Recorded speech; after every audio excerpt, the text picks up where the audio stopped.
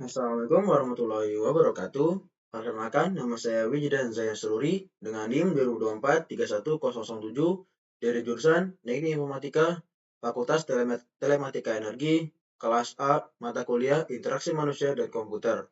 Pada video ini saya akan menganalisis tugas sebelumnya, yaitu analisis ruangan dan interface sesuai dengan kaidah IMK. Langsung aja kita masuk ke yang pertama, yaitu membuat sketsa ruangan.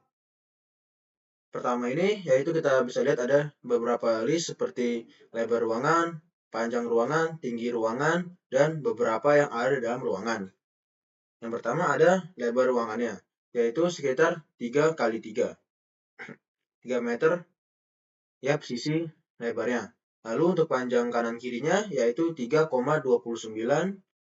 Lalu untuk tingginya berada di 4,50 meter, setengah dari luas ruangannya. Lalu memiliki satu jendela yang berada di arah jam 7 sampai jam 11 agar cahaya masuk. Karena jam 7 sampai jam 11 cahaya pada jam itu cahaya matahari sangat bagus untuk tubuh.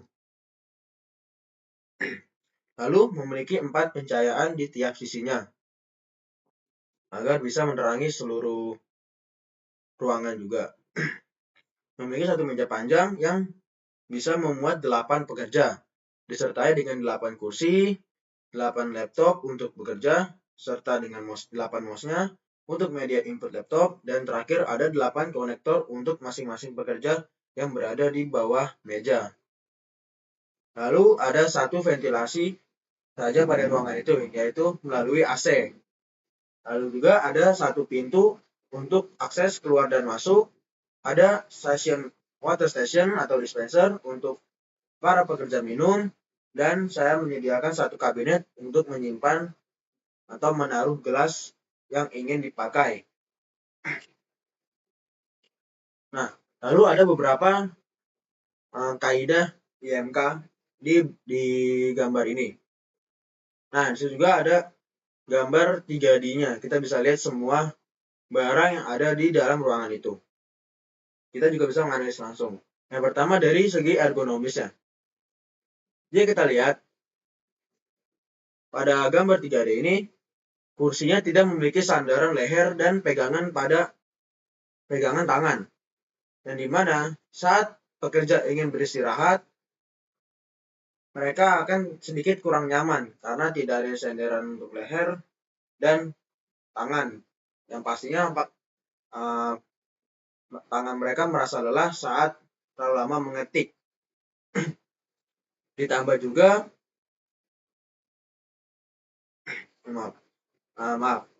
lalu tapi di sisi positifnya adanya sandaran punggung untuk pekerja yang membuat ruang kerja itu sedikit lebih nyaman.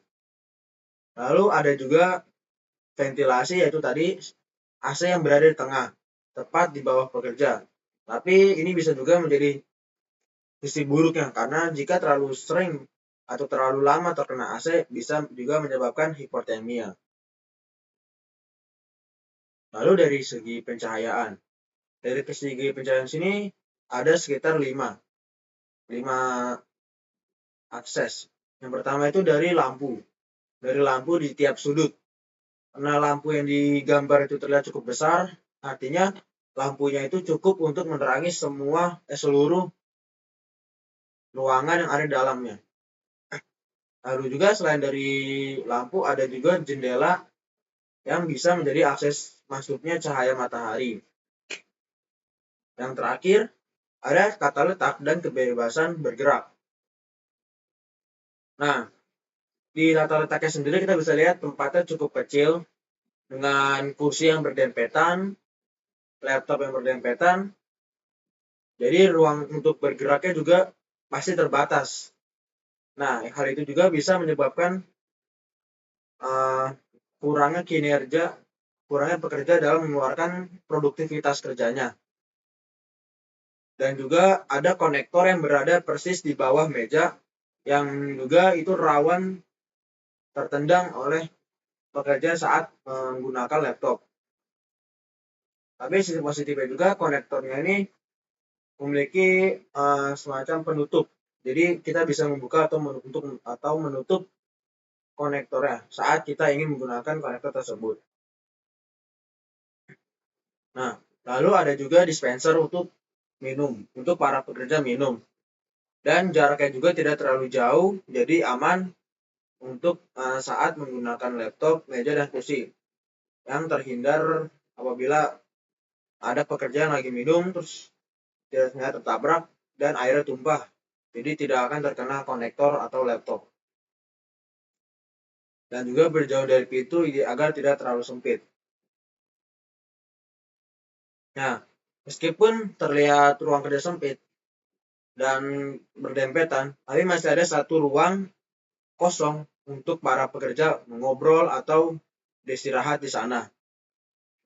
Nah, lalu rekomendasi dari saya dari ruangan ini agar memenuhi kaidah IMK adalah yang pertama, kita mengganti kursi yang memiliki sandaran leher dan juga pegangan tangan agar para pekerja menjadi lebih nyaman saat bekerja maupun beristirahat.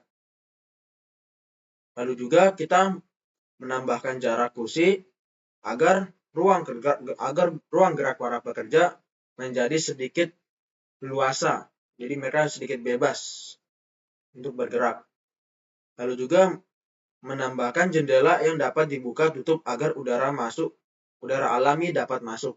Karena jendela yang ada di dalam ruangan ini tidak memiliki sistem itu. Jadinya hanya mengandalkan ventilasi dari AC yang dimana itu juga cukup buruk untuk kesehatan tubuh. Lalu juga menambahkan garnish atau tanaman agar memberi kesan segar pada ruangan tersebut. Lalu ada interface dari tugas kedua ini. Nah, kita bisa lihat juga dari interface yang pertama yaitu untuk menginput data barang. Di sini kita juga bisa memasukkan nama barang yang akan dijual atau kita jual. Pertama, di sini kita bisa cari nama, contohnya baju. Lalu kategorinya itu adalah pakaian. Dan dalam kisaran harganya adalah sekitar 100.000.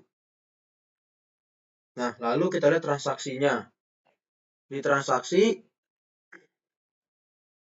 kita bisa langsung melihat nama barangnya, lalu harga, dan jumlah barang, dan total harganya.